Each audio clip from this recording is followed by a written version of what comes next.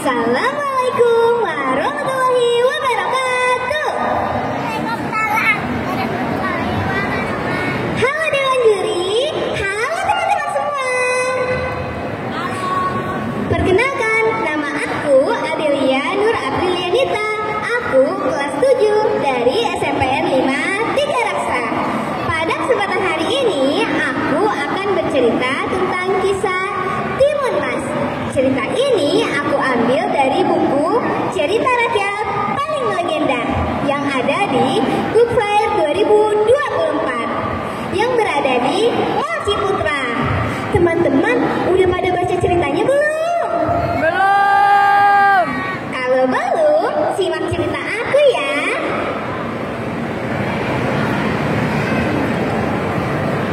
Pada zaman dahulu, hiduplah sepasang suami istri petani. Mereka hidup bahagia, tapi sayangnya mereka belum saja dikaruniai seorang anak. Setiap hari mereka berdoa kepada Yang Maha Kuasa agar segera diberi seorang anak.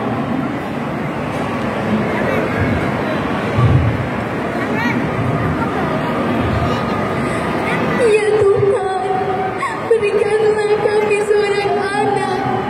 Kami sudah menantikan kehadirannya di rumah ini. Saat sedang berdoa, ada seorang raksasa yang melewati tempat tinggal mereka. Raksasa itu mendengar doa Mbok Sirni. Raksasa itu menghampiri Mbok Sirni.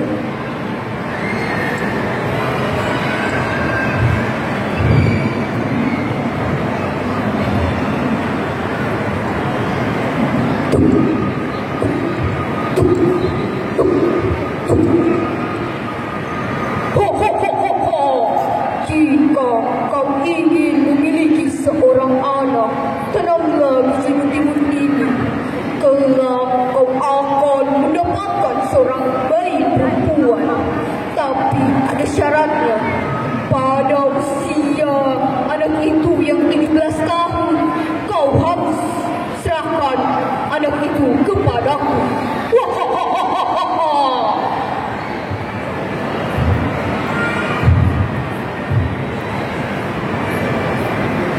Baiklah, raksasa, kami akan mengikuti semua perintahmu. Mbok Sirni pun menanam biji timun itu.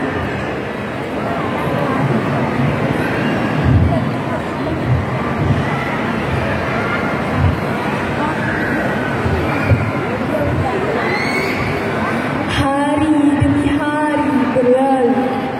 Tumbuhlah sebuah mentimun berwarna keemasan. Buah timun itu sudah masak. Mbok Sirni memetik buah timun itu.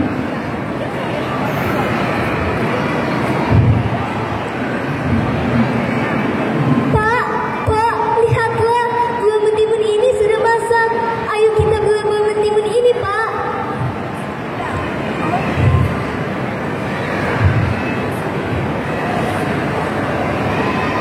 Pak, akhirnya Pak, kita punya seorang anak. Bagaimana anak ini kita beri nama Timun Mas saja, Pak?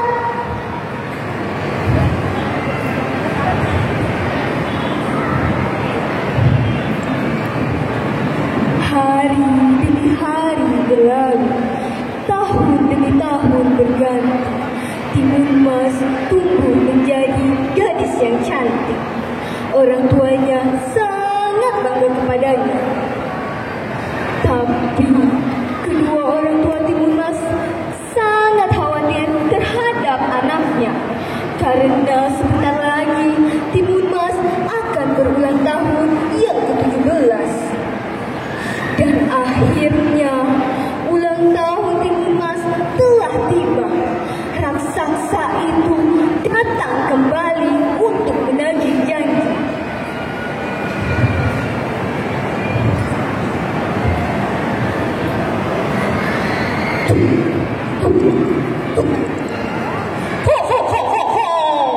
Di mana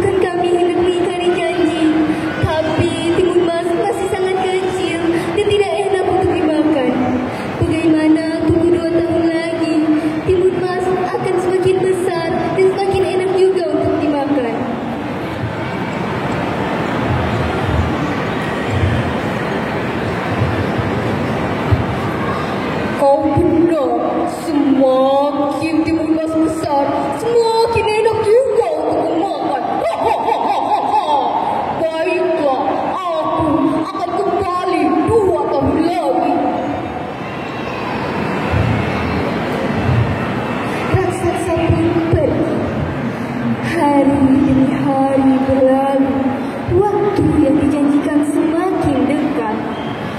Mbok Sirni sangat khawatir dan sangat ketakutan. Takut anak sayangannya diambil oleh raksasa. Suatu malam, Mbok Sirni bermimpi. Di dalam mimpi itu, ia bertemu dengan seorang petapa. Petapa itu bisa menyelamatkan anaknya Timun Mas. Pada keesokan paginya, Mbok Sirni menceritakan mimpinya kepada suaminya.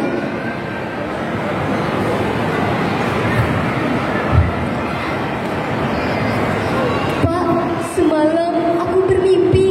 Di dalam mimpi itu, aku bermimpi bertemu dengan seorang petapa. Petapa itu bisa menyelamatkan anak kita, Timun Mas, Pak. Ayo kita temui petapa itu di Gunung Gundul.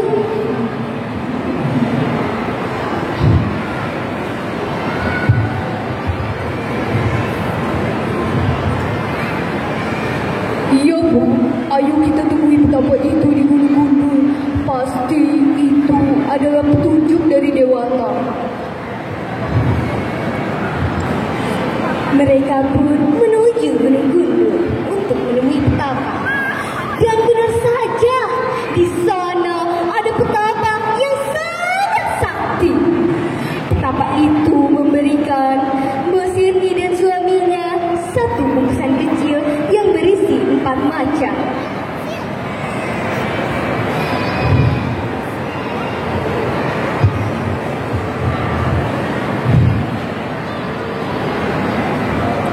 Berikanlah satu bungkusan kecil ini kepada anakmu. Suruhlah anakmu melemparkannya satu persatu ke arah raksasa.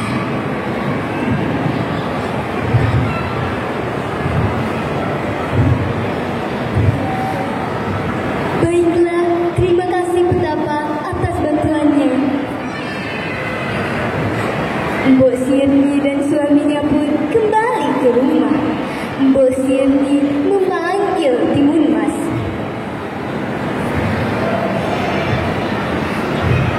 Timun Mas, Timun Mas, kemarilah nak.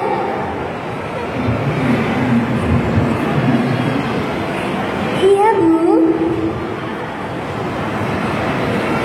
Ambillah ini nak. Saat raksasa akan menangkapmu, lemparkanlah ini secara satu persatu. Ini akan menyelamatkanmu dari raksasa. Baik, Bu. Aku akan mengikuti semua perintahmu. Hari demi hari berlalu, waktu yang dijanjikan telah tiba. Raksasa itu datang kembali untuk mengambil Timun Mas.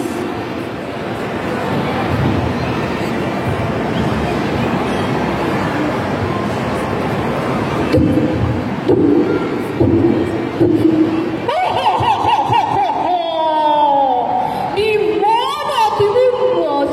Aku sudah tidak sabar untuk memakannya.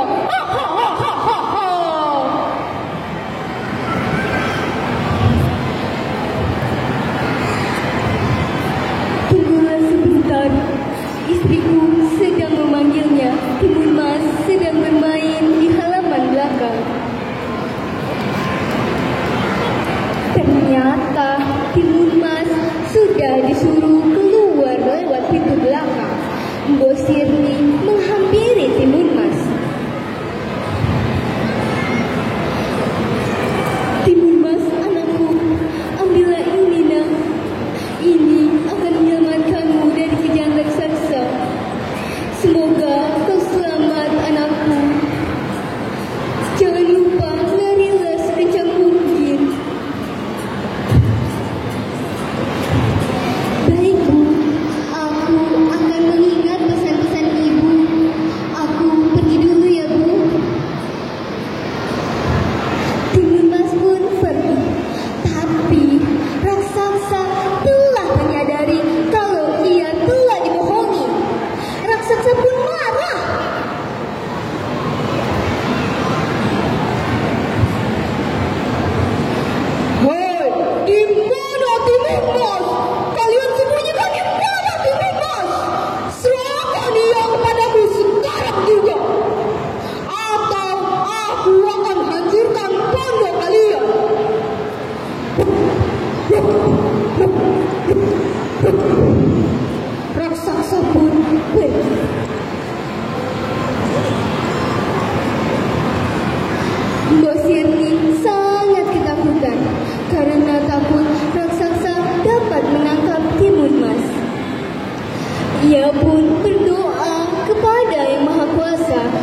supaya Timun Mas selamat dari kejaran raksasa.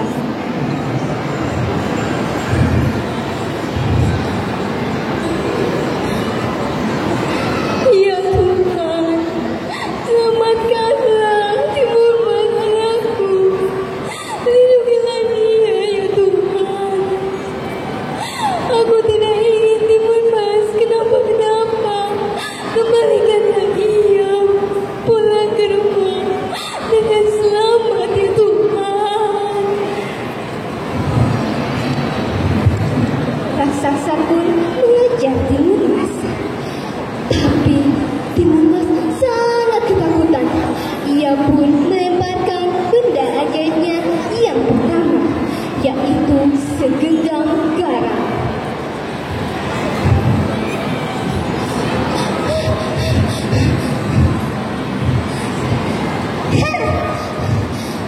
Tiba-tiba terhamparlah lautan yang sangat luas. Raksasa terpaksa berenang untuk melewati lautan itu. Tapi raksasa berhasil melewati lautan yang sangat luas itu. Timun Mas berlari dengan kencang, tapi raksasa hampir menangkapnya lagi. Timun Mas pun melemparkan benda ajaibnya yang kedua, yaitu segenggam cabai.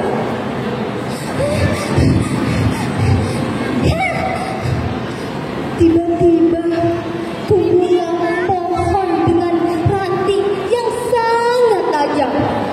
Raksasa itu sangat kesakitan karena duri-duri pada pohon itu menancap pada tubuhnya.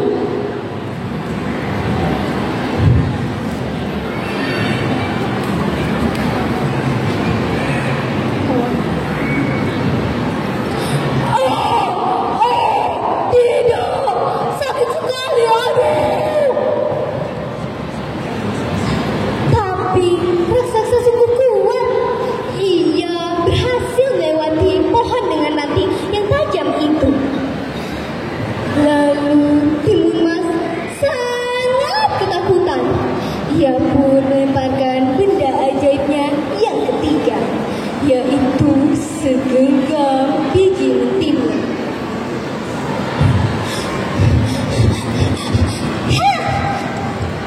Tiba-tiba tumbuhlah kebun mentimun yang sangat luas. Karena raksasa kelelahan, ia jadi merasa kelaparan. Ia pun memakan mentimun-mentimun itu dengan lahap. Karena kebanyakan makan, ia jadi merasa ngantuk, lalu tertidur. Timun Mas berlari dengan sekuat tenaganya, tapi lama-kelamaan tenaganya jadi habis. Yang lebih bahaya lagi, raksasa sudah terbangun dari tidurnya. Raksasa itu kembali mengejar Timun Mas. Timun Mas sangat-sangat ketakutan karena ia tidak bisa berlari dengan kencang lagi. Ia pun melemparkan benda ajaibnya yang terakhir, yaitu segenggam terasi udang.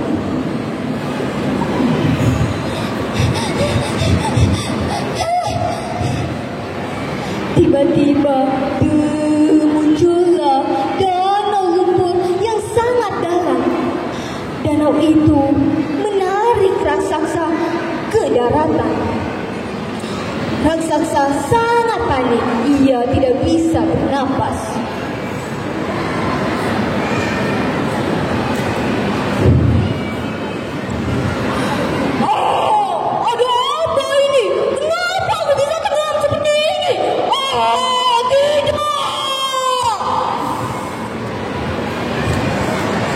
Timun Mas pun lega. Ia telah selamat dari kejaran raksasa. Raksasa itu telah mati tenggelam ke danau lumpur. Timun Mas pun kembali ke rumah orang tuanya dengan gembira.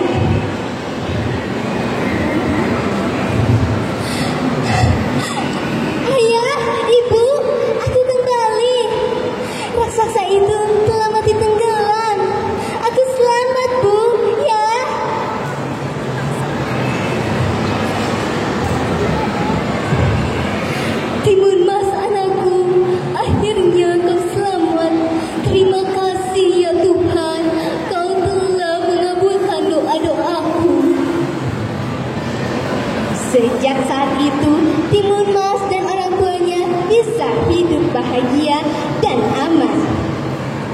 Pesan moral dari cerita ini adalah seberat apapun masalah yang sedang melanda kita, pasti akan ada jalan keluarnya kalau kita mau berusaha dan diiringi dengan berdoa. Sekian cerita kisah Timun Mas yang dapat saya sampaikan. Semoga kita bisa memetik hikmah dari cerita